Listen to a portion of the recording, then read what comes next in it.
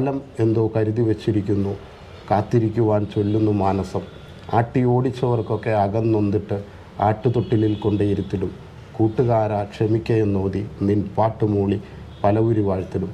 പങ്കുവച്ചൊരു ആശയമൊക്കെയും ഭ്രാന്തമെന്ന് പറഞ്ഞവർ വാക്കുകളാൽ പൂക്കളം നിറച്ചിടുന്ന നിൻ്റെ വാതിക്കൽ വന്ന് നിൽക്കുന്ന നാൾ വരും. പക്കുറിച്ചേട്ടനും സീമാജി നായർ, സീമ ചേച്ചിയും കൂടിയാണ് അതിൻ്റെ ടൈറ്റിലൊക്കെ. സ്വന്തമായി വഴിവെട്ടി ആ വഴിയിലൂടെ സഞ്ചരിക്കുക എന്ന് പറയുന്നത് ഏതൊരാളെ സംബന്ധിച്ചിടത്തോളം വളരെ പ്രയാസമാണ്. കാരണം നമുക്കൊരു കൈ താങ്ങ് തരാനായിട്ട് ഫിലിം ഇൻഡസ്ട്രിക്കകത്ത് അങ്ങനെ ആരും തന്നെ ഉണ്ടായിരുന്നു എന്ന് പറയാൻ പറ്റില്ല. സാധാരണക്കാരൻ്റെ മനസ്സറിഞ്ഞ് ഇടപെട്ട് കഴിഞ്ഞാൽ നമ്മൾ സ്നേഹിക്കുന്ന ഒരുപാട് പേര് നമ്മുടെ ചുറ്റുമുണ്ടെന്നുള്ളത് ഈ ലോട്ടറി കച്ചവടം നടത്തിയപ്പോഴും വാട്ടർ സർവീസിൻ്റെ ജോലി ചെയ്തപ്പോഴും ഇലക്ട്രോണിക്സ് രംഗത്ത് ആ ഒരു കാര്യവുമായി ബന്ധപ്പെട്ട് പോയപ്പോഴും ഒക്കെ എന്നെ ദൈവം പഠിപ്പിച്ചു തന്ന കാര്യമാണ്. ഞങ്ങളെപ്പോലെയുള്ള ആളുകളെ ഒരു കോമിക് സ്റ്റൈലിലാണ് സിനിമാ ലോകം പണ്ട് കാലം മുതൽ കണ്ടുകൊണ്ടിരുന്നത്. വിപിൻ എന്ന് പറയുന്ന ഒരു നിഷ്കളങ്കനായ ഒരു ബാലൻ, അവനിൽ നിന്ന് ചോട്ടാ വിപിൻ എന്ന് നാം അറിയപ്പെടുന്ന ചോട്ടാ വിപിനിലേക്ക് എത്താനായിട്ട് വളരെ ദൂരം സഞ്ചരിച്ച ഒരു വ്യക്തിയാണ് ചോട്ടാ വിപിൻ. എൻ്റെ കൂടെയുള്ള വിപിൻ എന്ന് പറയുന്ന നമ്മളറിയപ്പെടുന്ന ചോട്ടാ വിപിൻ. ആ 20 വർഷക്കാലമായി അദ്ദേഹം സിനിമാ ജീവിതത്തിലേക്ക് കടന്നിട്ട് അതിനു വേണ്ടിയിട്ടുള്ള പരിശ്രമങ്ങൾ തൊട്ട് ഇന്ന് നാം അറിയുന്ന ലെവലിലേക്ക് എത്തിയിട്ട് 20 വർഷക്കാലം. എനിക്ക് തോന്നുന്നു ഈ ഒരു 20 വർഷക്കാലം ജനങ്ങളുടെ മുന്നിലേക്ക് നിങ്ങൾ എത്തി എന്ന് അറിയിക്കുന്ന ആദ്യത്തെ വ്യക്തി ഒരു പക്ഷേ ഞാൻ തന്നെ ആയിരിക്കും എന്ന് എനിക്ക് തോന്നുന്നു. തീർച്ചയായിട്ടും അതെ. അപ്പോൾ എന്തായാലും വിപിന് നമ്മൾ 20 വർഷം ആയതിൻ്റെ അതിൻ്റെ അഭിനന്ദനങ്ങൾ അറിയിക്കുകയാണ്. എല്ലാവിധ ആശംസകളും ആദ്യം തന്നെ അറിയിക്കുന്നു. ഒപ്പം നമ്മുടെ ട്രിപ്പിൾ ട്രാവലറിൻ്റെ പുതിയൊരു എപ്പിസോഡിലേക്ക് സ്വാഗതം ചെയ്യുന്നു. ഈ 20 വർഷത്തിനുള്ളിൽ താങ്കൾ സിനിമ അഭിനയം തൊട്ട് സംവിധാനം വരെയും കൈവച്ചു അല്ലേ? പല മേഖലകളിലും താങ്കൾ കൈവച്ചതാണ്. പല അവാർഡുകളും എനിക്ക് തോന്നുന്നു അറേബ്യൻ ബുക്ക് ഓഫ് റെക്കോർഡ് ഉൾപ്പെടെ നിരവധി ചെറുതും വലുതുമായിട്ടുള്ള അവാർഡുകളും താങ്കളെ തേടിയെത്തിയിട്ടുണ്ട്. ഈ 20 വർഷക്കാലത്തേക്ക് വരുമ്പോൾ ഒരു തിരിഞ്ഞു നോക്കുമ്പോൾ ഒത്തിരി കാര്യങ്ങളുണ്ടാവും. അതിൽ നമുക്ക് മറക്കാൻ പറ്റാത്ത അനുഭവം എന്തായിരിക്കും? ഒരുപാട് കഷ്ടപ്പാടുകളിലും ബുദ്ധിമുട്ടുകളിലൂടെയൊക്കെ കടന്നു പോകുന്ന ഒരു ജീവിതം തന്നെ ആയിരുന്നു എൻ്റേത്. കാരണം സ്വന്തമായി വഴിവെട്ടി ആ വഴിയിലൂടെ സഞ്ചരിക്കുക എന്ന് പറയുന്നത് ഏതൊരാളെ സംബന്ധിച്ചിടത്തോളം വളരെ പ്രയാസമാണ്. കാരണം നമുക്കൊരു കൈ താങ്ങ് തരാനായിട്ട് ഫിലിം ഇൻഡസ്ട്രിക്കകത്ത് അങ്ങനെ ആരും തന്നെ ഉണ്ടായിരുന്നു എന്ന് പറയാൻ പറ്റില്ല. പലരോടും സഹായങ്ങൾ ചോദിച്ച് പല വഴികളിലും സഞ്ചരിക്കുമ്പോൾ അവിടെ നിന്നൊക്കെ സഹായങ്ങളെല്ലാം നിരസിക്കുന്ന സമയത്ത് സ്വന്തം പ്രയത്നം ഉപയോഗിച്ച് മുന്നോട്ട് വന്നെങ്കിൽ മാത്രമേ നമുക്ക് നമ്മുടേതായ ഒരു ഐഡൻറ്റിറ്റി ഉണ്ടാക്കിയെടുക്കാൻ സാധിക്കൂ എന്ന് തിരിച്ചറിഞ്ഞ നിമിഷം മുതൽ സ്വന്തമായിട്ട് വഴിവെട്ടാൻ തുടങ്ങി.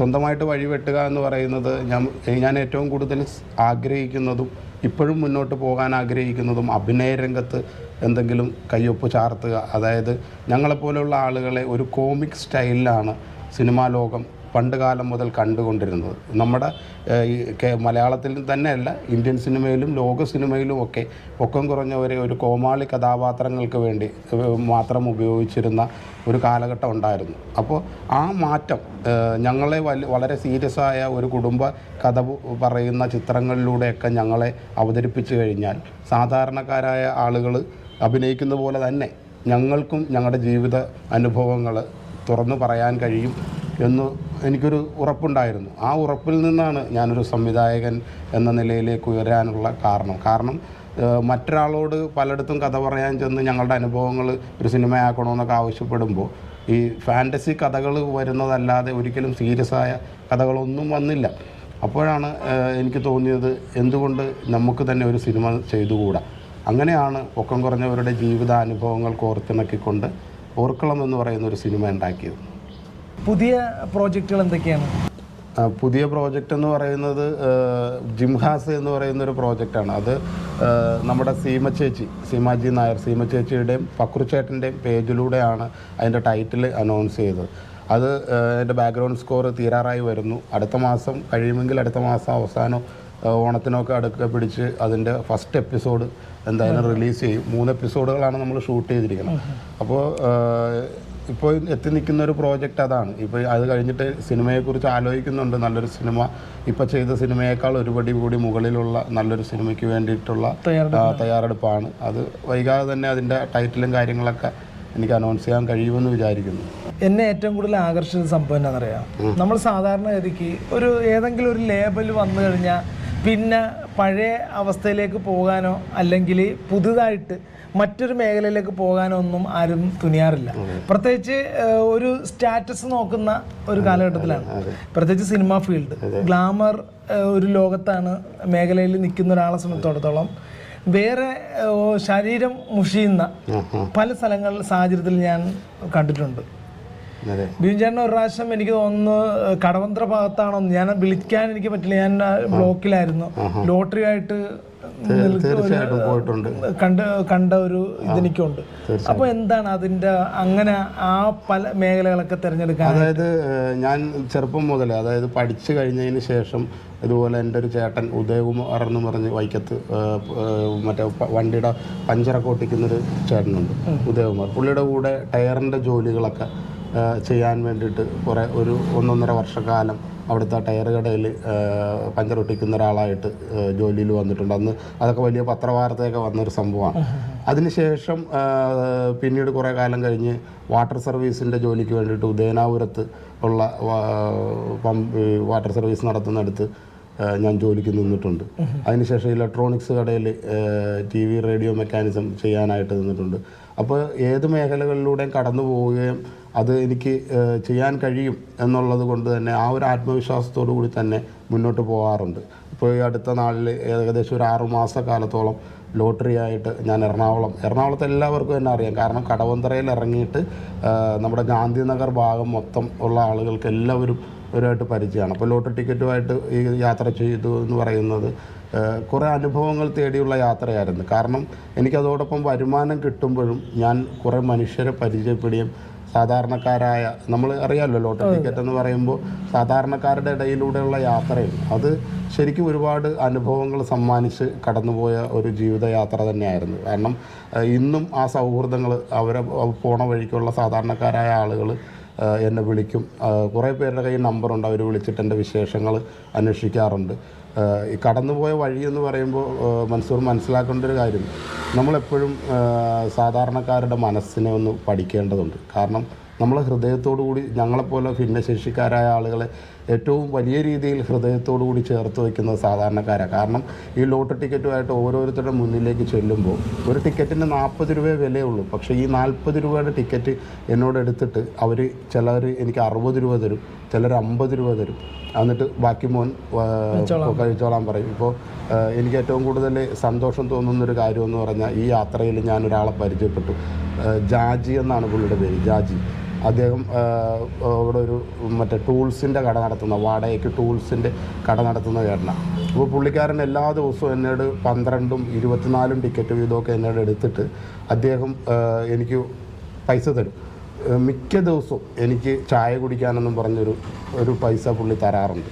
അതുകൂടാതെ ഒരു ദിവസം ഇതുപോലെ ഞാൻ രാവിലെ ഭക്ഷണം കഴിക്കാതെ ഇവിടുന്ന് പോകേണ്ട ഒരു സാഹചര്യം ഉണ്ട്. കാരണം വണ്ടി സമയത്ത് കിട്ടാത്തത് കൊണ്ട് കഴിക്കാതെ പോയപ്പോൾ എനിക്ക് പുള്ളി ഇതുപോലെ 100 രൂപ എടുത്ത് തന്നിട്ട് പറഞ്ഞു, ലോട്ടറി ടിക്കറ്റിൻ്റെ പൈസ മോൻ്റെ കയ്യിൽ ഇരിക്കട്ടെ, ഈ 100 രൂപ മോൻ ചായ കുടിച്ചോളാൻ പറഞ്ഞു. അപ്പം ഞാൻ പറഞ്ഞു വരുന്നത്, ഇവരുടെയൊക്കെ വലിയ മനസ്സ് ശരിക്കും അറിയണമെങ്കിൽ അവരുടെ അകത്തേക്ക് നമ്മൾ ഇറങ്ങി ചെല്ലണം. ഞാൻ ഈ അനുഭവങ്ങൾ തേടിയുള്ള യാത്ര നടത്തുന്നതിൻ്റെ ഒരു പ്രധാന കാരണം എനിക്ക് ഒത്തിരി അനുഭവങ്ങൾ എഴുതാൻ സാധിക്കുന്നു എന്നുള്ളത് കൊണ്ടാണ്. നമുക്ക് ഈ സാധാരണക്കാരൻ്റെ മനസ്സും അവൻ്റെ വിഷമങ്ങളും ഒക്കെ നമ്മൾ കൂടുതൽ മനസ്സിലാക്കുമ്പോൾ നമ്മുടെ പ്രയാസങ്ങൾ ഒന്നുമല്ല എന്ന് തിരിച്ചറിയുന്ന വലിയൊരു ലോകത്തിലൂടെയുള്ളൊരു യാത്രയാണ് ശരിക്കും ജീവിതം എന്ന് പറയുന്നത്. ഞാൻ അത്തരം വഴികളിലൂടെയൊക്കെ സഞ്ചരിച്ച ആളാണ് ഒരുപാട്. അതുപോലെ ഈ വാട്ടർ സർവീസിൻ്റെ കാര്യം പറയുന്നു. ഈ വാട്ടർ സർവീസ് ജോലി ചെയ്യുമ്പോൾ മറ്റാർക്ക് കിട്ടുന്നതിനേക്കാളും ഒരു 20 രൂപ 30 രൂപ അധികം എൻ്റെ കയ്യിൽ വെച്ച് തന്നിട്ട് കടന്നു പോയിട്ടുള്ള ആളുകളാണ്. അപ്പോൾ ഞാൻ പറഞ്ഞു വരുന്നത്, നമ്മൾ സാധാരണക്കാരൻ്റെ മനസ്സറിഞ്ഞ് ഇടപെട്ട് കഴിഞ്ഞാൽ നമ്മൾ സ്നേഹിക്കുന്ന ഒരുപാട് പേര് നമ്മുടെ ചുറ്റുമുണ്ടെന്നുള്ളത് ഈ ലോട്ടറി കച്ചവടം നടത്തിയപ്പോഴും വാട്ടർ സർവീസിൻ്റെ ജോലി ചെയ്തപ്പോഴും ഇലക്ട്രോണിക്സ് രംഗത്ത് ആ ഒരു കാര്യവുമായി ബന്ധപ്പെട്ട് പോയപ്പോഴും ഒക്കെ എന്നെ ദൈവം പഠിപ്പിച്ചു തന്ന കാര്യമാണ്.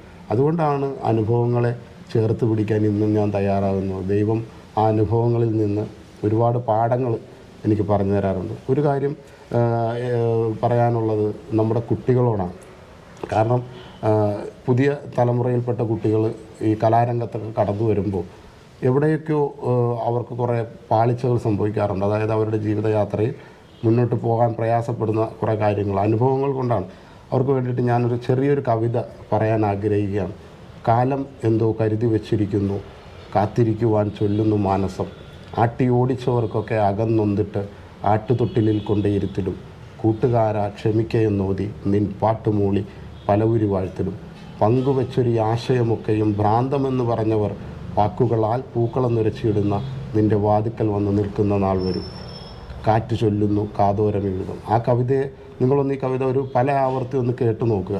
കാലം നമുക്ക് വേണ്ടിയിട്ട് ഒരുപാട് കാര്യങ്ങൾ കരുതി വെച്ചിട്ടുണ്ട്. നമ്മുടെ മനസ്സിനോട് അതെപ്പോഴും പറഞ്ഞുകൊണ്ടിരിക്കും. ആ കാത്തിരിപ്പ് നമുക്ക് എന്നും വേണം. അങ്ങനെ ജീവിതത്തിൽ കഠിനാധ്വാനം ചെയ്യാനുള്ളൊരു മനസ്സ്. വൈകല്യങ്ങളുടെ ലോകത്ത് നമ്മൾ പിറന്നു വീണുവെന്നും പറഞ്ഞ് നമ്മുടെ പരിശ്രമങ്ങൾക്കൊന്നും യാതൊരു കുറവും കാണിക്കേണ്ട കാര്യമില്ല. നല്ല രീതിയിൽ കഠിനാധ്വാനം ചെയ്തു കഴിഞ്ഞാൽ നമുക്ക് എത്താവുന്നതിനപ്പുറം നമുക്ക് ചെന്ന് ചേരാൻ സാധിക്കുമെന്നുള്ള കാര്യത്തിന് യാതൊരു സംശയവും ഇല്ലെന്ന് വിശ്വസിക്കുന്ന ഒരാളാണ്. സാമ്പത്തികമായ വൈഷമ്യങ്ങളൊന്നും ജീവിതത്തിൻ്റെ പരിശ്രമങ്ങൾക്ക് യാതൊരു തടസ്സവുമല്ല എന്നുള്ളത് നമ്മൾ ആദ്യം തിരിച്ചറിയണം. പലരും വിചാരിക്കുന്നത് പണമുണ്ടായതിന് ശേഷം ചില പരിശ്രമങ്ങൾ നടത്താം എന്നുള്ളതാണ്. ഒരിക്കലും ആ കാര്യത്തിൽ അങ്ങനെ ചിന്തിക്കേണ്ട കാര്യമില്ല. പണമൊക്കെ പരിശ്രമിച്ച് മുന്നോട്ട് പോകുന്നതിനിടയിൽ പ്രശസ്തി ഉണ്ടാകുമ്പോൾ പണം നമ്മളെ തനിയെ തിരക്കി വരും. അതിനു മുമ്പ് ഒത്തിരി പ്രതിസന്ധികൾ, ഇപ്പം ഞാൻ ഒരുപാട് വിമർശനങ്ങൾ കേൾക്കുന്നുണ്ട്. ഈ വിമർശനങ്ങളൊക്കെയും ഞാനെന്ന് പറയുന്ന മനുഷ്യൻ്റെ ഉള്ളിൽ എന്തുണ്ട് അത് പുറത്തേക്ക് കൊണ്ടുവരാൻ വേണ്ടിയിട്ട് തന്നെയാണ്. തീർച്ചയായും വളരെ വിലപ്പെട്ട സമയം നമ്മുടെ പ്രേക്ഷകരുടെയൊക്കെ കണ്ണ് തുറപ്പിക്കുന്ന രീതിയിലുള്ള സംഭാഷണങ്ങളും മറുപടികളും തന്ന വിപിന്, ചോട്ടാ വിപിന്, ഹൃദയത്തിൻ്റെ ഭാഷയിൽ നന്ദി രേഖപ്പെടുത്തുന്നു. അപ്പം ഇത്രയും നേരം നമ്മളുമായിട്ട് സഹകരിച്ച പ്രത്യേകം നന്ദി. അപ്പോൾ അടുത്തൊരു വീഡിയോയുമായി കാണുന്നവർ സൈനിങ് ഔട്ട്, മൻസൂർ മുഹമ്മദ്.